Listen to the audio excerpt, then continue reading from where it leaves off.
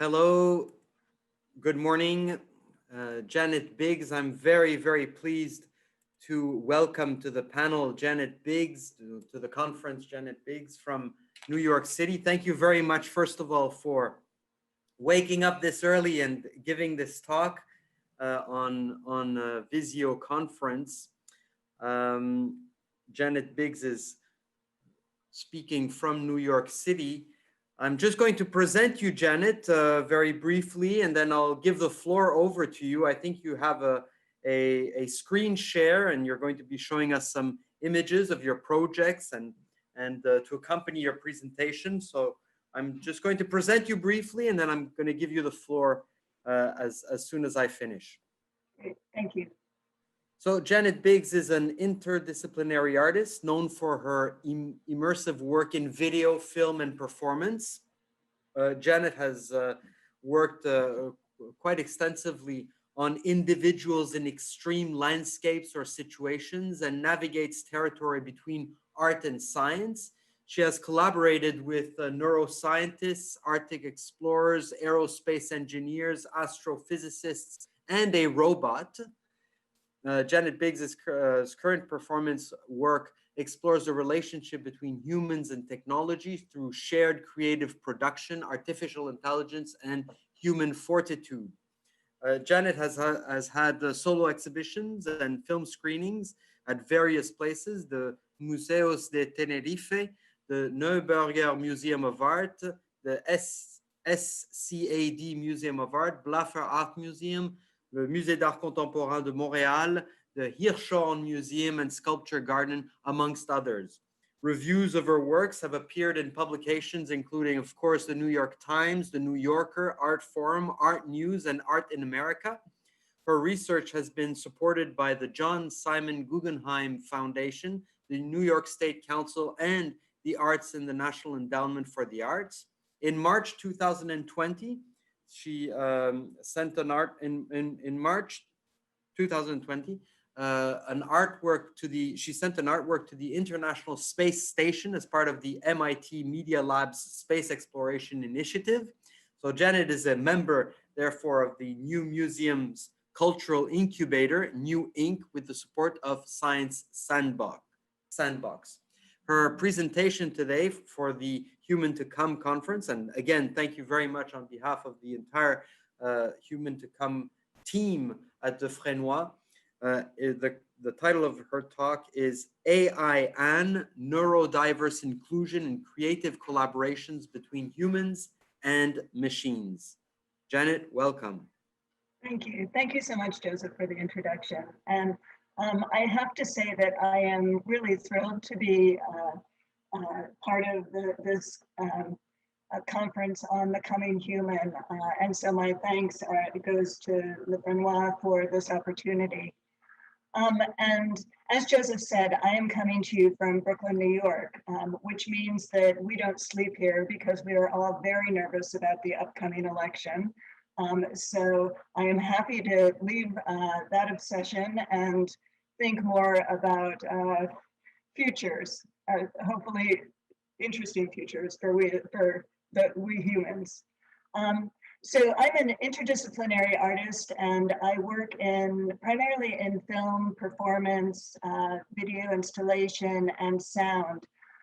In the course of producing my work, I've had the honor of working with institutions like NOAA, the National Oceanic and Atmospheric Administration, with NASA. Unfortunately, due to the pandemic, I would be working at CERN right now, but instead I'm sitting in my kitchen. As Joseph mentioned, pre-pandemic, I was able to send a project up to the International Space Station, thanks to MIT Media Lab's Space Exploration Initiative. My work has also taken me to extreme locations like the high Arctic of Svalbard, inside of active volcanoes in Indonesia and in Ethiopia. It's taken me to the Taklamakan Desert of Western China, to areas of conflict in the Horn of Africa, and most recently to Mars, which I'll talk about a little bit as this continues. But you know, all of this is really in pursuit of trying to understand how an individual defines a sense of themselves, and especially within the face of the extreme. And for me, the extreme can be certainly be a situation like something like a diagnosis of Alzheimer's disease, but very often the extreme is location. But what, you know, the definition of how we define a sense of ourselves is really about what makes us human. There was a point when I started asking myself this question, what makes us human, in a bit more depth, and this was about 1999. And it was in relationship to a body of work that I was producing that focused on my aunt. My mother's sister was institutionalized at age 5. Her diagnosis was severe retardation. As you know, as diagnoses improved, as science improved, and my aunt grew, that diagnosis was altered to a diagnosis of autism. I met my Aunt Anne, when she moved into a group home. They were deinstitutionalizing and trying to improve everybody's quality of life and moving into group homes. And I had an immediate connection with her. My aunt was never able to speak language. She was not able to speak linguistically, but she was certainly able to communicate. And so I produced a whole body of work. I became her guardian, including her medical guardian, which is a bit of a challenge to do with someone that's nonverbal. And I produced a body of work trying to imagine what it would be like to live inside her body when these medications were added or removed.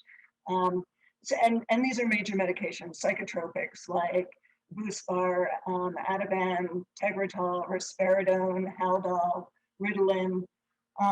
But another really interesting moment for me was when one of my aunt's therapists introduced facilitated communication, and which is also called assisted typing. It was very much of the era, but it was a way for a facilitator to physically support my aunt's hand as my aunt was able to navigate a keyboard. It was an extremely controversial technique because there were a lot of questions about who actually was communicating. Was it the facilitator? Was it my aunt? But honestly, it was like an introduction to technology that not only increased my aunt's ability, or potentially increased my aunt's ability, but also it made me think about the potential for augmentation. And now I'm gonna share my screen, give you some visuals.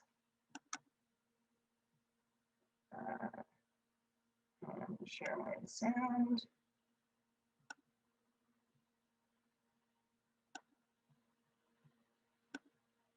Okay. So as I mentioned, I am an interdisciplinary artist working in film, video installation, performance, and sound. And my work often takes the form of large-scale installations with multiple projections that are synchronized. And as I also mentioned, my work has taken me to the high Arctic of Svalbard, where I spent 3 months filming, and to Mars, or at least as close as one can get these days. I have, for the past couple of years, I have been participating in Mars simulation missions. These are, so they're held around the globe, and these are international groups of scientists are invited to come to analog environments, this one being in the desert of Utah, and invited to conduct research on Earth in the hope of one day being able to do the same on Mars. They are looking for geologic indicators of water, for extremophiles, for microbial life, anything that is about existence, proof of existence. As an artist in resident in this mission or simulation, I held a number of roles. I was the crew journalist, the astronomer, crew astronomer, one of the most interesting parts of the experience for me was talking about conversations of existence, and especially talking about existence in terms of technology and technological advances. As I was filming and producing a film work from this experience, I sort of thought back to the conversations that I had had with my crew members and realized that, you know, this had to be a conversation that was broader than our personal experiences and one that includes technology. And at that moment, I knew exactly who I needed to collaborate with on this project, and that was Shimon Robot. Shimon is a marimba playing robot that was originally developed at MIT as part of the media lab there. And excuse me, Shimon was developed by Gil Weinberg. Shimon then moved to Georgia Tech, and when I met Gil and spoke to him about the possibility of collaborating with Shimon, he introduced me to Richard Savory. And so Shimon has artificial intelligence, is extremely sophisticated, and essentially has the wealth of music history as his data set. And so Shimon, when I first met Shimon, Shimon had oral input, so Shimon could hear what other musicians were playing and then improvise off of what the robot was hearing. And this is a, excuse me, so part of my process involves a lot of collaboration and a lot of conversation, and I felt that conversation needed to be brought into this conversation. So I'm going to let you hear a little bit about the conversation between myself and Richard Savory. I guess maybe start, if you don't mind, talking about how we first met, which was with Shimon, and the idea of a robotic film composer. Yeah. So yeah, that was the first time. So I remember hearing that you were interested in having Shimon compose for a film. I mean, I never thought to do that. I've been doing a lot of work with generative music, but never actually with a film score. It's kind of a really good way for me to combine both my worlds of composing and for film and then doing the AI music. So yeah, that project was kind of the initiation of, actually, that was one of my first, like, most successful, I think, generative music things. That was when I felt like things started to change and that I could see the connection between AI and music more. And what? So I know that you've worked with other scores for other filmmakers, and but the process, our process was real time. Can you talk a little bit about that versus something that is generated over a different period? Yeah. So yeah, lots of the previous work I've done was also generated beforehand and not like in real time. So that's a lot easier for lots of respects because it means firstly you can check if it's good or not and then decide not to use it and change things. So yeah, the real time was a really big challenge. It meant a lot of extra processing power had to be used. And also it meant I was never really sure what was going to happen. So a performance or recording was always a little bit risky in a way. So there was this whole lot of extra technological challenges, but it made it much more interesting in a way and restricted what I could do and couldn't do. Being on the other end of it and watching Shimon compose, in real time, and then every time the robot composed or rewatched the film, the score changed slightly, and that was just fascinating to see. The learning process in terms of the algorithmic knowledge, the deep learning that was happening. But also to have the investment as the filmmaker of like, oh man, I really like that last version. Yes, I mean, I think Shimon had more freedom as a film composer than I've ever had as a film composer before that. It was like the chance to actually just kind of be creative instead of like, I mean, it's always a creative process, but no back and forth, just doing what Shimon wanted each time. It was interesting to be sort of the front end and the back end on that project, because I got to bookend Shimon, and even though the score stayed absolutely generated by Shimon, I then got to cut it back into the film in terms of him watching it, which gave me the illusion of some control there. This project was realized both as a traditional film, a single channel short film, but also as a 2-channel video installation. And I'm going to let you watch a little bit of the actual film.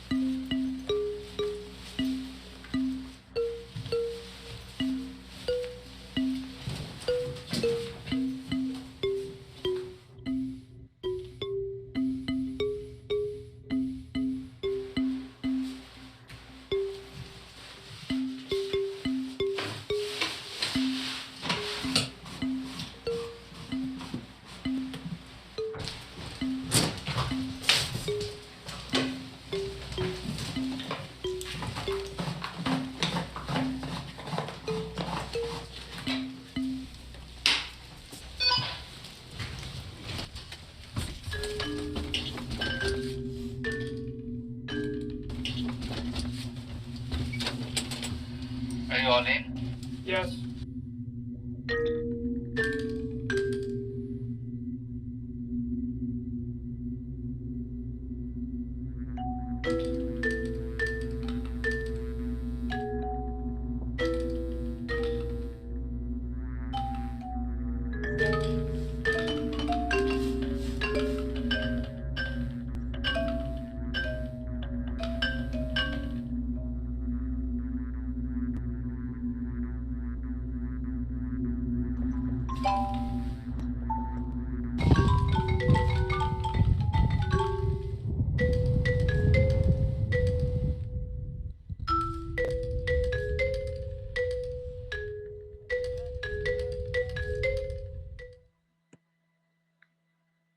So when I first met Richard and proposed Shimon composing, playing a score to my film, as I said, Shimon had oral input, but not visual input.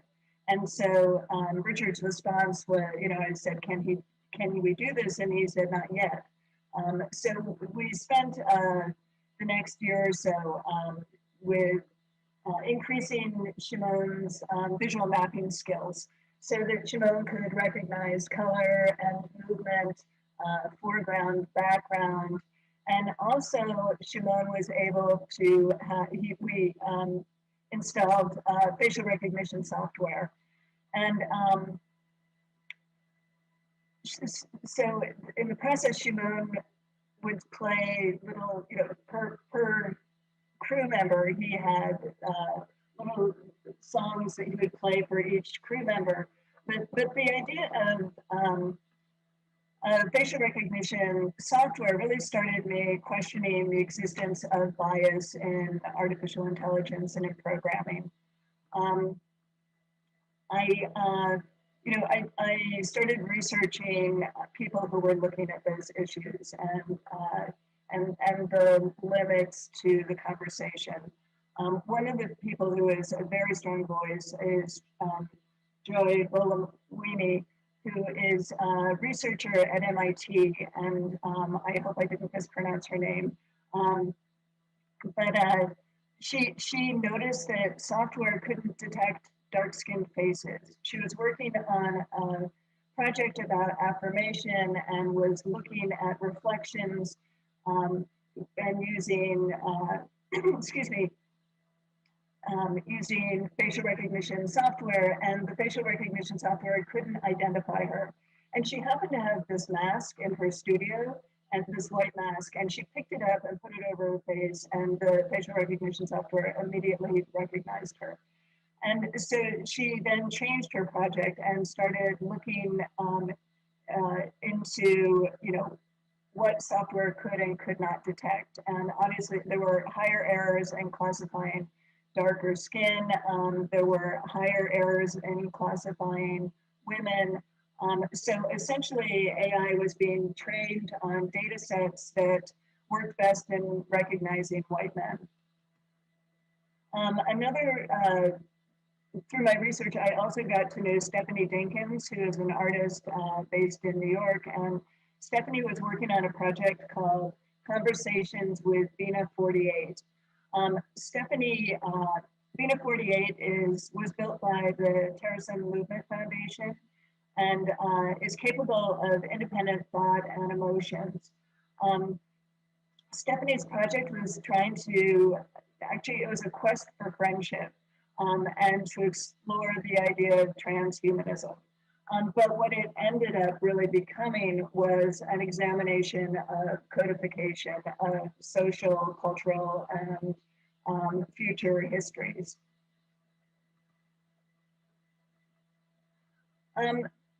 So after this research, and then kind of moving on to my next project, not knowing when that research would, interweave into a future project for me, I was thinking about what I had seen at Georgia Tech, who I had met, and one of the people I had met was Jason Barnes. Jason is a drummer who lost his arm in a workplace accident and ended up going to Georgia Tech and asking, in conjunction with a prosthetist, wondering if something could be built that not only gave him ability, but gave him augmentation. So Jason's prosthesis has two sticks, and one drumstick Jason controls. The other drumstick has AI, artificial intelligence built into it, and also, again, an aural input, so it can hear what Jason is drumming, and the second stick improvises off of Jason. Jason is now a self-defined cybernetic drummer and can drum at speeds that exceed any human's capability. And this is a little conversation that I had with Richard about the work with Jason. But then the next project we worked on was with Jason. So while there is AI in his prosthesis, that's very much human controlled at times, and you gave Jason the ability to have varying degrees of control, right? Yeah. And can you talk a little bit about the work that, from your perspective, the work with Jason? Yeah, so with Jason, it's kind of a totally different thing because someone is controlling one of his own arms. So he obviously wants to be able to control it. He doesn't want to be totally uncontrollable. But AI has a lot of potential to still help him do different, interesting new things. So whenever I work with Jason, I always let him have like a kill switch in a way to everything. So for that one, he had a foot pedal that would let him just turn things on or off so that his arm would never be totally out of his control. The way it works normally is he has two sticks where one he controls and the other is controlled by the AI. And so that was back and forth with that. Sometimes AI would control both sticks and do things, and sometimes it was just him. But one of the things was it was always important for him to have agency as well. So he could always stop the AI at any time or start the AI or start extra processes. The project I made with Jason was a film project and ended up being realized in a 4-channel synchronized installation. And I'm going to let you watch a little bit of that project.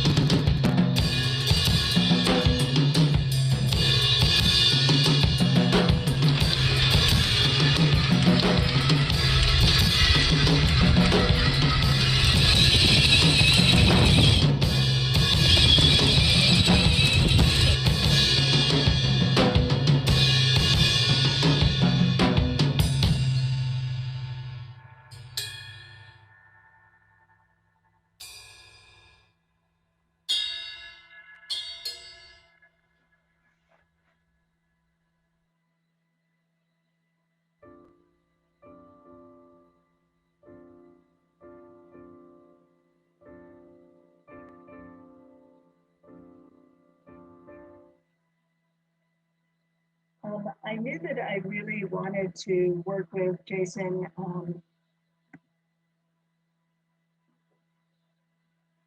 Sorry, I'm just looking at the chat right now, and I'm realizing that my mic is not giving good sound. I'm going to take it out and see if we get better sound.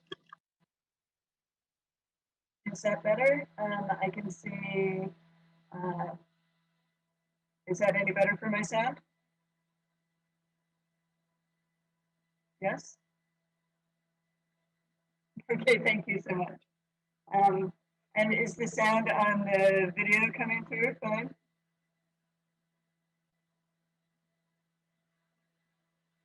Great. Yeah, it's good. It's a little metallic, but it's okay. We hear you fine. Okay, thanks.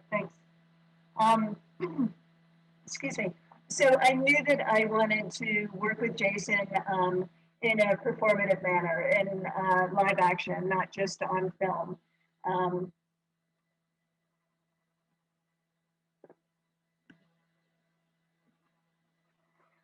My history is that I've spent some 20 years or so making prosthetics.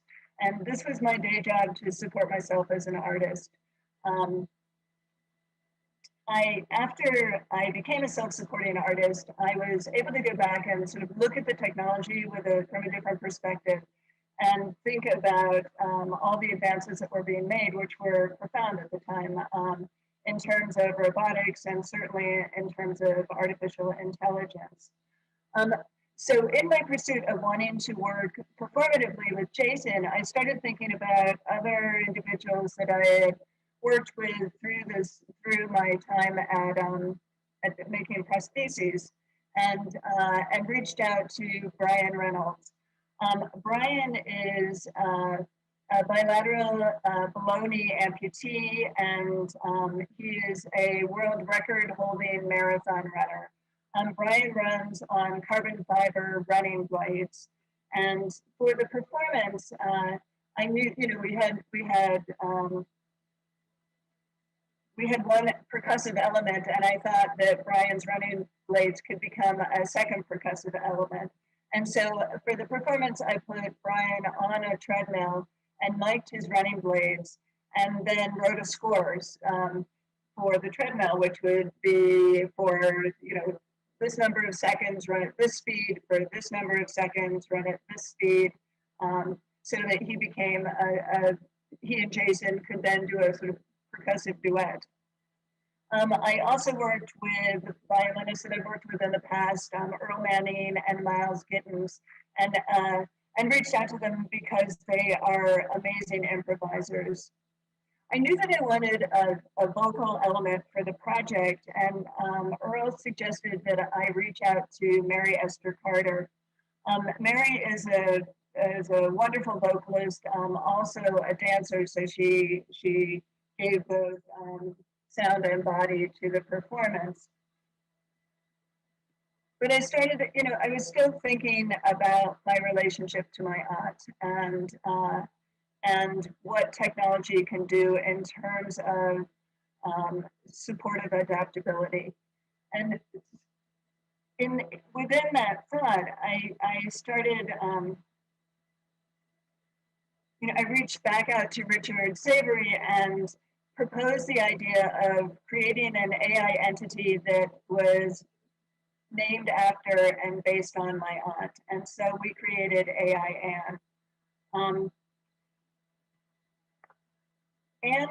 My aunt had apraxia, which is a disconnect from her vocal cords were intact, and there was a disconnect from the brain to her vocal cords, so that she could vocalize, but could never create language. And we created the AI with the same limitations. The AI was trained on Mary's voice, but very much patterned after my aunt.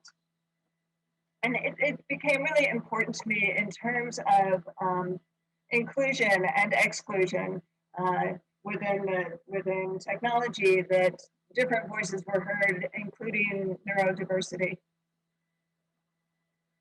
And this is another conversation I had with Richard about it. So AIM was really I mean, I developed it, but it was really all from Mary, who was a singer that we worked with, who gave us all the data that it was trained on. And I mean, it was really all your idea as well. So it was combining these things into the system. So the way AI improvises is really based on how Mary improvises and learning from that.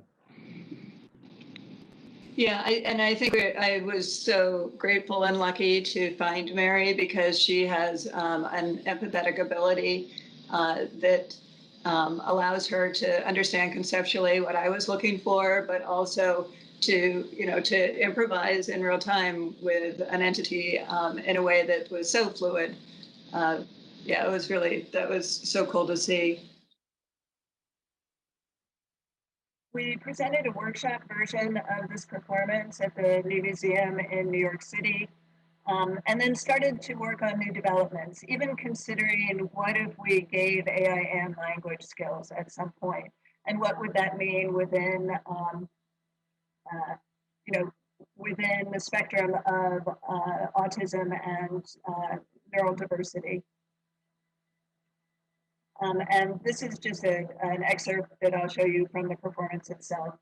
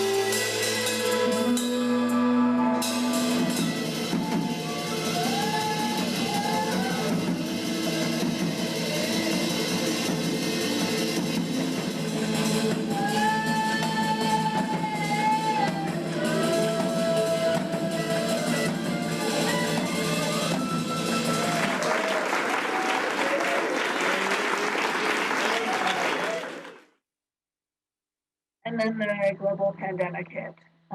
Richard and I had been working on some ideas and developments that we had to put on hold and shelve for a while.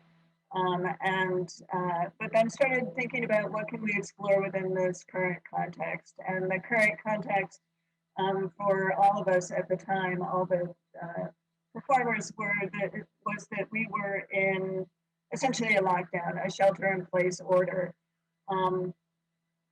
So we started working on a new piece within the New York shelter-in-place guidelines. We rehearsed via Zoom. We produced a piece that where Mary was solo performing in a room, and the whole performance was live streamed.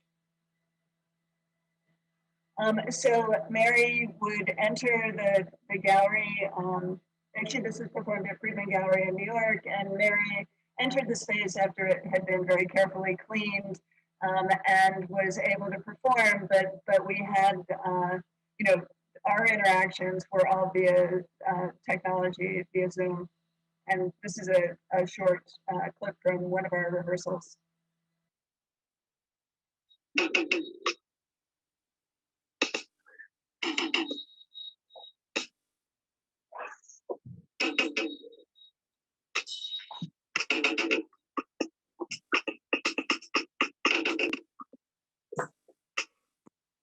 So the percussive beat that you hear there is actually produced by EEG sonification. Richard was able to wear an EEG data collection device that collected 32 channels of EEG signal, and then that actually turned it. It turned into sound. It actually had a direct connection to a drum set, so that the alpha, beta, theta, and delta signals controlled the hi-hat, the cymbals, and that's how we had had a percussive element in the performance. So, excuse me, Mary performed essentially a duet with AI Ann. And in this case, AI Ann had gained new agency because of an expanded deep learning and semantic knowledge, so that AI Ann could respond to emotions and respond with emotion. So it was a really different project for Mary to collaborate with Anne. And I'm going to show you a bit of a conversation with Mary. Me to like, so you then collaborated with technology. Like, what was what was that relationship like in real time?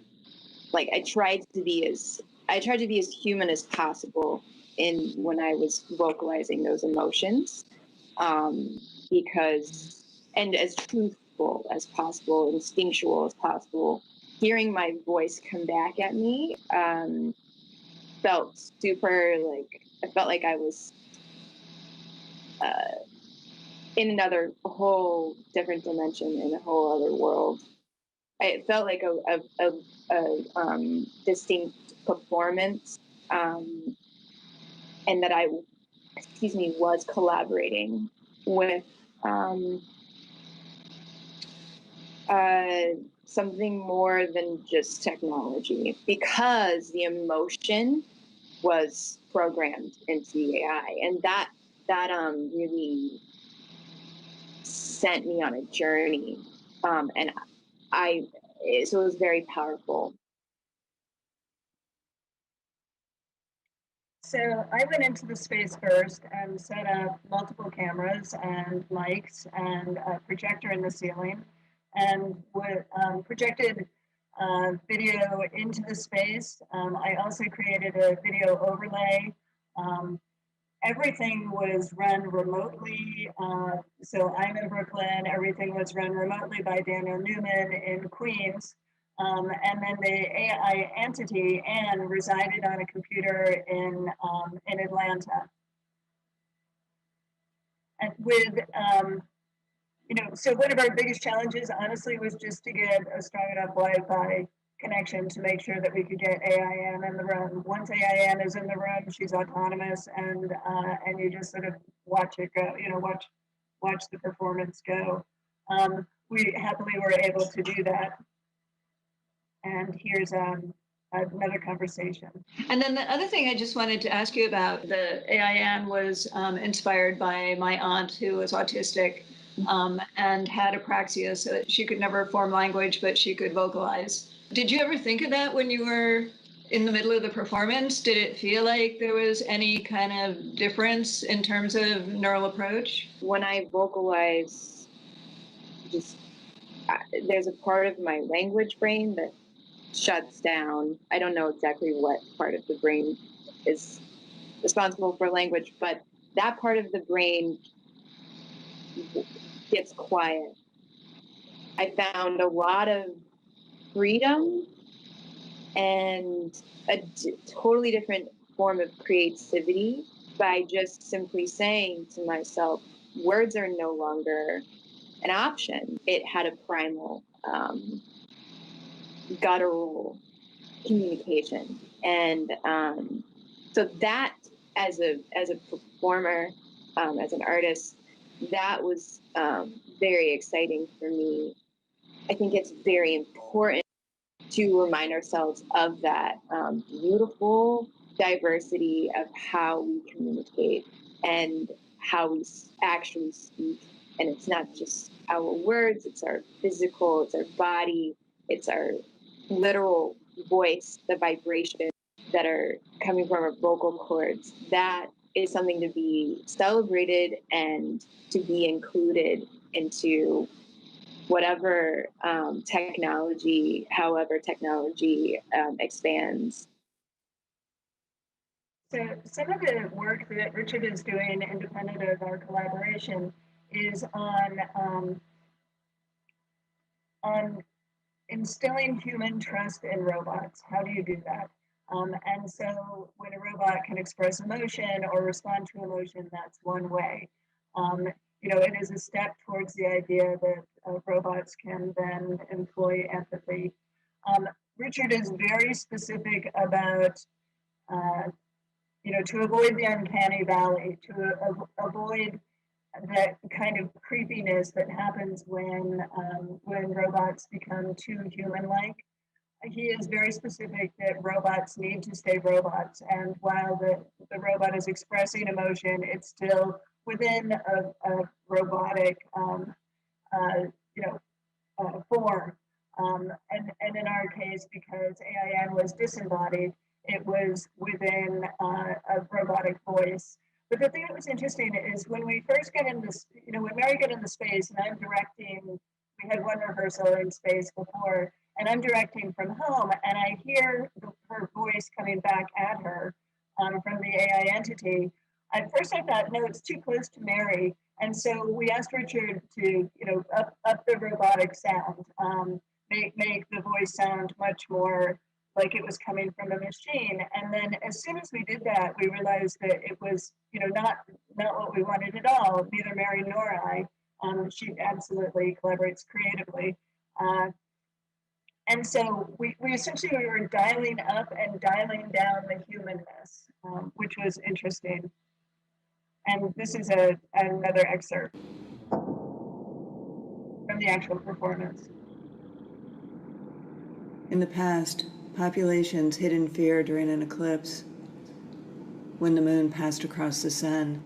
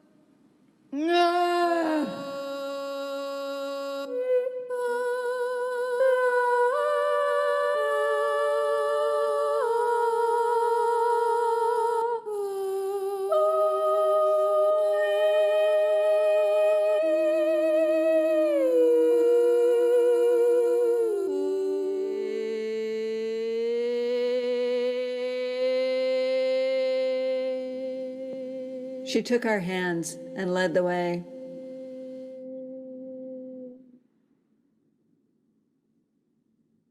And we are forever changed.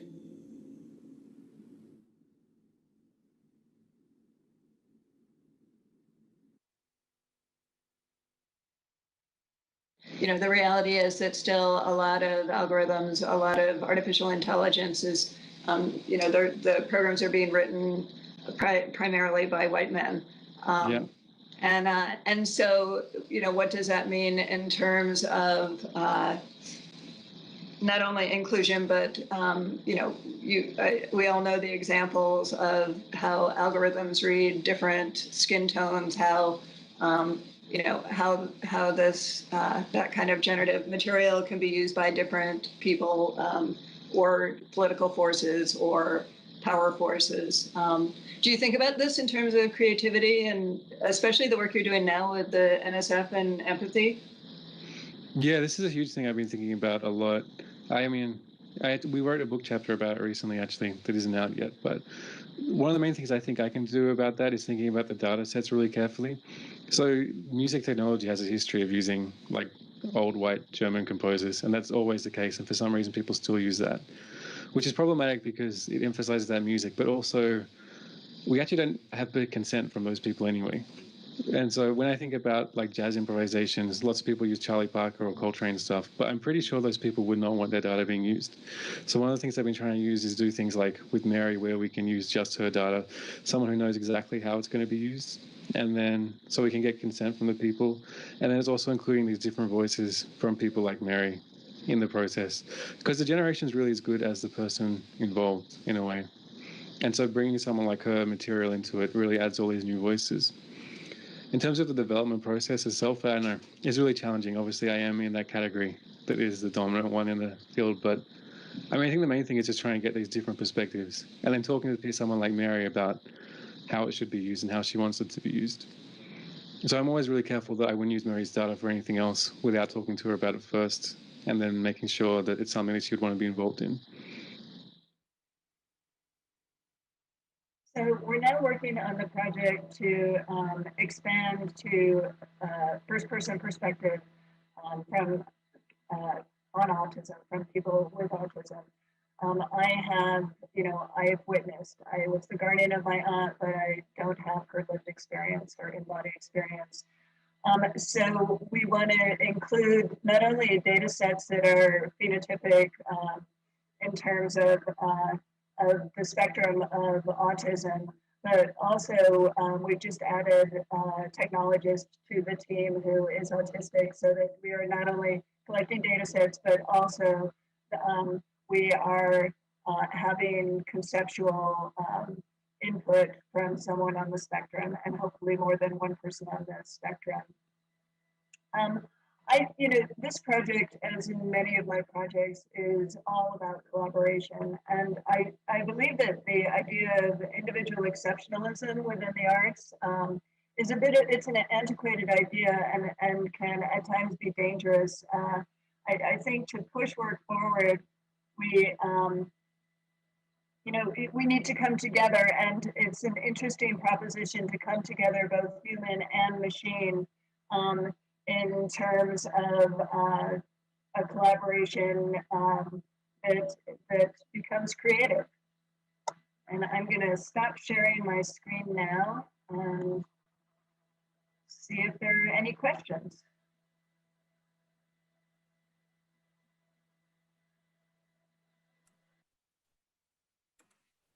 Thank you very much, Janet. Thank you very much for the presentation. It was extremely interesting, very dense, and very, very powerful. We do have can you hear me okay? Yes, I can. Okay, great. We do have one question now from our public. This question comes from Barbara Pola, who's a curator in Switzerland, also a curator and also an author. This is her question. I'll just read it out to you because it was given to us in writing. Janet, your art shows a lot of the potential of AI and artificial creativity and emotion in augmentation. Do you feel that your art and art more generally is essentially increasing awareness of the potentials of augmentation, or is art actually contributing to it and even initiating augmentation, later followed by technique? I guess this is a very important issue also for the Fresnoy. So I wanted full disclosure. Barbara Pola is not only a dear friend of mine, but is also, I have worked with her and continue to work with her, and thank her very much for this question. I think, collaborations in terms of augmentation and technology between artists and technologists, or artists and scientists, often take the form of communication. It's very easy for certainly the scientist or technologist to feel that an artist can communicate their ideas to in a way that is digestible by a wide audience. And there's no problem. I don't have a problem with the illustrative. I think that has a role, but I am so much more interested in the generative. And so I don't want to illustrate the technologies that are being developed. I want to have the conversations that allow new possibilities that are generative of both sides, be it art, technology, science, but also have real substance within our individual fields. And I personally think that that is the future. That kind of collaborative conversation will, often scientists and even technologists will posit a hypothesis, and then they will experiment and research and with rigor and with play to support that hypothesis. And I think there's almost an inversion of approach for an artist in that, our methodology is to start with experimentation and research, rigor, and play to come to a new discovery. And so those two perspectives, when brought together, I think have the potential to offer both, all parties, we can augment each other through those kinds of collaborations. Thank you very much, Janet. Thank you very much. I believe there's another question. Raphael will be posing that from the Fresnoy. Yes, thank you. Thank you so much, Janet. There is a question from Pierre Pharaon, and I believe this will be our last question since we'll be running out of time soon. Pierre Pharaon wrote, "Thank you very much for your presentation. It was very enlightening and moving. My question is, did you have to go through a technical understanding of the code in order to include it?" I am not a coder, and this is another reason why I collaborate. So I needed certainly a rudimentary knowledge of how to write an algorithm and what was involved in how to not only collect data sets, but then how to expand algorithms and to produce the kind of effect I want. But I don't have that knowledge, and I don't think that should limit my vision. And so I am very keen to work with people that have skill sets that I do not have.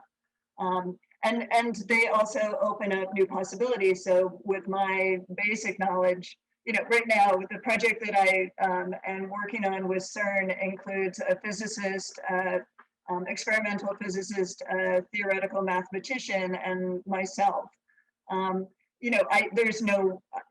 I am very curious, but I do not have the basics that I need to understand the research that's happening at CERN, and yet we can guide each other in ways. And through our conversations, the physicist has made new discoveries because we started talking in ways that he normally doesn't with the physics community. So I think it is. I think there's so much potential, even if your skill sets are limited. To reach out to those who have them and then, move forward in tandem.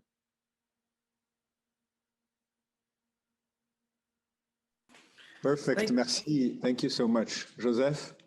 Thank you very much, Janet. I'm afraid we're out of time, but thank you very, very much. It was extremely enlightening, and I'm sure we will have the opportunity in the future to continue this work together. As part of this research group. Anyhow, thank you very, very much, Janet. It was a great addition and supplement to our conference. Thank you so much for the invitation. It really was my pleasure. Thank you. Alors, merci encore, et nous allons prendre une pause déjeuner et nous retrouver à 14h avec la projection et une discussion entre Benjamin Veil et Alain Fleischer. Merci, à tout à l'heure.